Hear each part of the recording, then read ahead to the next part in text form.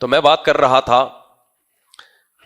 تھا کہ زیادہ نہیں کھانے پینے کو فوکس کیا کرو، مل جائے ٹھیک ہے، نہیں ملے تو بھی ٹھیک ہے. ڈاکٹر مر جائے گا جو تمہیں مشورے دے رہے تم نہیں مرو گے.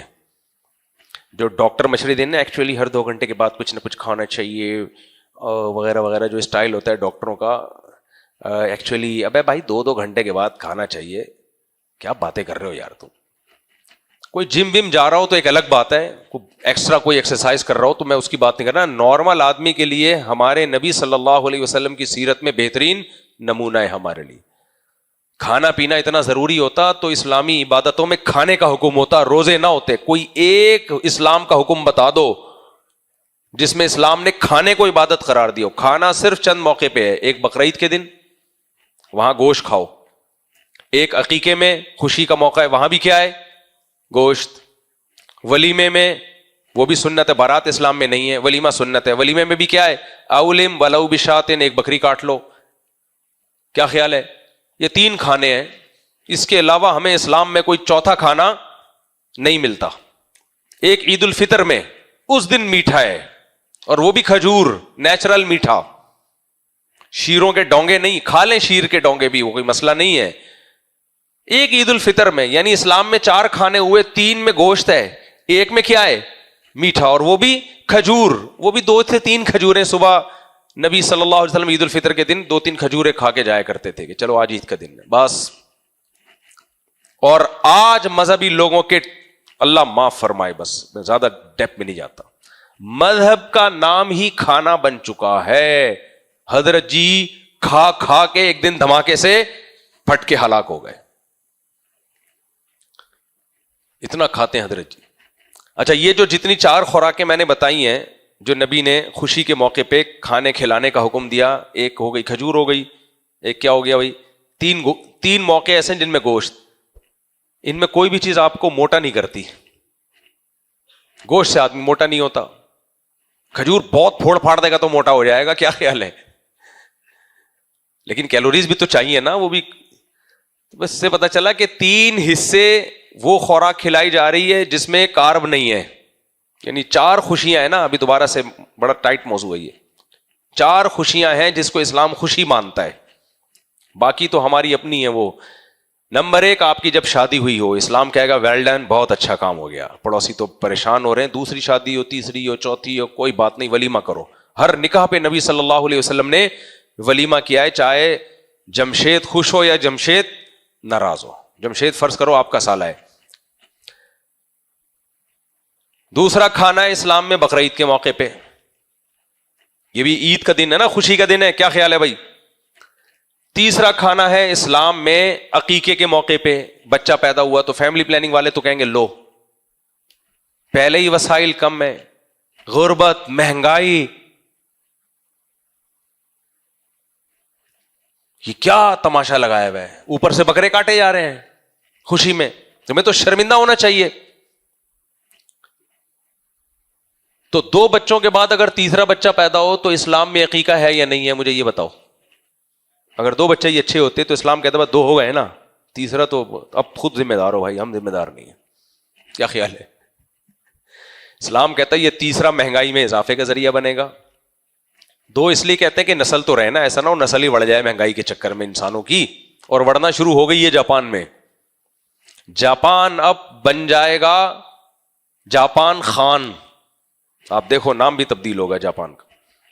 جاپان میں ہمارے پٹھان بھائی جا کے ماشاءاللہ پھیل رہے ہیں، وہاں شادیاں بھی کر رہے ہیں، اولادیں بھی ہو رہی ہیں. اور میں نے 15 سال پہلے کہا تھا جاپان میں چپلی کباب کے ہوٹل کھلیں گے، اور میں جاپان گیا ہوں تو پتا چلا وہاں چپلی کباب کے ہوٹل کھل گئے ہیں. میں نے 15 سال پہلے بیان میں کہا تھا کہ جاپان میں نسوار کی دکانیں کھلیں گی، اور میں اب 2 سال پہلے جاپان گیا ہوں، نسوار کی دکانیں کھل چکی ہیں. میرے بھائی جس قوم کی نسل بڑھتی ہے کلچر اسی کا دنیا میں غالب آتا ہے، چاہے آپ جتنی بھی ترقی کر لو. ابھی جیپنیز سر جوڑ کے بیٹھے ہوئے ہیں کہ ہم نے ایک ٹریک پر اپنی قوم کو چلایا تھا، تربیت کر کر کے تربیت تو ہو گئی لیکن وہ تربیت یافتہ بندے مارکیٹ سے شارٹ ہوتے جا رہے ہیں، نسل ہی بڑھ رہی ہے. اب وہ اگر لوگوں کے داخلے پر پابندی لگائے تو اپنا ملک گیا، پابندی نہیں لگائے تو اپنا کلچر گیا. سمجھتے ہو؟ میں تو دیکھ کر آیا ہوں کتنے سیال کوٹ کے لڑکے لوگ، لاہور کے لوگ، کوئٹہ اور پشاور کے پشتون لوگ، وہاں دوسری تیسری شادی کی ہوئی ہے جاپانی لڑکیوں سے. میں کہتا ہوں تمہارے گھر والوں کو پتا ہے؟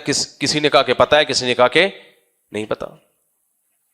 اب جن جن خواتین کے میاں جاپان میں جاب کر رہے ہیں وہ سب انکوائری شروع کر دیں، بیٹا تمہارے میاں نے جاپان میں بڑے گل کھلائے ہوئے ہیں. ہاں، بچے مکس پیدا ہو رہے ہیں وہاں پہ، آدھا پٹھان آدھا جاپان، آدھا پنجابی آدھا جاپانی، اس ٹائپ کے بچے پیدا ہو رہے ہیں. تو اس لیے میرے بھائی آنا انہوں نے اسلام کی طرف ہی ہے، ہمیں پہلے سے ملا ہوا ہے، قدر کر لو. آنا بالآخر انہوں نے اسلام کی طرف ہی ہے. تو خیر میں یہ کہہ رہا تھا کہ دیکھو 2 بچے پیدا ہو گئے، عقیقہ سمجھ میں آتا ہے، تیسرے پہ سمجھ میں آتا ہے بھائی نسل بڑھ رہی ہے یار، یہ تو آبادی بڑھ رہی ہے، غربت مہنگائی میں اضافہ ہو رہا ہے، لیکن اسلام کہتا ہے تیسرے پہ بھی کیا کرنا ہے؟ خوشی میں بکرا کاٹنا ہے، چوتھے پہ بھی بکرا، 18ویں پہ بھی بکرا. میرے بہت سے بکرے ڈی ہوئے ہیں ابھی. ہاں، بہت سے میرے بچوں کے عقیقے نہیں ہوئے. تو میں گھر والوں سے کہتا ہوں ایک ہی دفعہ میں 2-4 وہ لے آؤں گا کٹے مٹے، سب کو ایک ہی دفعہ ہول سیل کے حساب سے سستا پڑے گا. اور کیا. تو کیوں اسلام کہہ رہا ہے 18ویں پہ بھی عقیقہ، 19ویں پہ بھی عقیقہ؟ کیوں کہہ رہا ہے؟ اس لیے کہ خوشی کا موقع ہے. تو اللہ تعالیٰ خوشی میں یہ بھی کہہ سکتے تھے مٹھائی کھلا دو، کیا خیال ہے بھائی، برفی کھلا دو. نہ، اونٹ، گائے، بیل، دمبا، بکرا، ان میں سے کوئی کٹے گا تو عقیقہ ہوگا. اللہ کہتے ہیں ایک توحید پرست دنیا میں آ گیا. دیکھو مشرکوں کی پیدائش پہ اللہ خوش نہیں ہوتے، پیدا تو کرتے ہیں اللہ تعالیٰ کافر کو بھی مسلم کو بھی، خوش اللہ صرف توحید پرستوں کی پیدائش پہ ہوتا ہے. تبھی تو نوح علیہ السلام نے کہا تھا نا وَلَا يَلِدُ إِلَّا فَاجِرًا كَفَّارًا، اے اللہ یہ قوم یہ ان لوگوں کو پیدا کرے گی جو تیرا انکار کریں گے. تو کافر لوگ روکے نسل، ہمیں کوئی اس پہ اشکال نہیں ہے، وہ لوگ روکیں، 2 کے بجائے 1 بچہ پیدا کریں، آدھا پیدا کریں، آدھا کہیں کہ ابھی ٹھہر جاؤ، جب حالات اچھے ہوں گے پھر آ جانا، ابھی حالات صحیح، ابھی چیک کرو. تو وہ ان کا ہیڈک ہے، ہمارا نہیں ہے، یہ ہمارا تھوڑی ہے. ہمیں تو اللہ نے کہہ دیا رزق میں دیتا ہوں، کھلاتا میں ہوں، میں کھلاتا ہوں، میں پلاتا ہوں، کوئی بات نہیں. توکل کرو، چہرے پہ خوشی آئے گی تمہارے. ہمارے نبی جب اتنا توکل کر رہے ہیں کہ صبح کھانے کو نہیں ہے تو شام کی فکر نہیں ہے، شام کو نہیں ہے تو ٹھیک ہے، ہمیں اس توکل کا مکلف نہیں بنایا، لیکن اس سے اتنا تو پتہ چل گیا نا کہ جو توکل لازم ہم پر کیا وہ تو کرنا پڑے گا نا، وہ تو کرنا پڑے گا بھائی. تو یہ دوسری خوشی ہے اسلام میں، بقرعید کے بعد عقیقہ ہے. تیسری خوشی، دوسری تھی شادی بیاہ، اس میں بھی گوشت. ہاں گوشت نہ ہو تو کچھ بھی کھلا سکتے ہیں، یہ بھی ثابت ہے حدیث سے، کوئی فرض نہیں ہے. غریب آدمی نہیں بکرا کاٹ سکتا تو وہ پھر جو مرضی کھلائے، لیکن حکم دیا عقیقے کا. تیسرا ہے بچے پیدا ہونے پہ وہاں فیملی پلاننگ والے بہت پریشان ہوتے ہیں، لیکن ہمیں حکم کیا ہے؟ گوشت. تو 3 خوشیوں پہ کیا ہے؟ گوشت. ایک چوتھی خوشی ہے عید الفطر. 4 خوشیاں ہیں نا بھائی، جو بھائی آفیشل جو خوشی اسلام میں ہے وہ 4 ہی ہیں جس پہ اسلام نے ہمیں کچھ کرنے کا حکم دیا. باقی تو ہر ایک کی اپنی خوشی ہوتی ہے، کسی کا بچہ پاس ہو گیا، کوئی امریکہ چلا گیا، کسی کی جاب لگ گئی، کوئی یہ ہو گیا، کوئی امریکہ گیا ہوا تھا واپس آ گیا.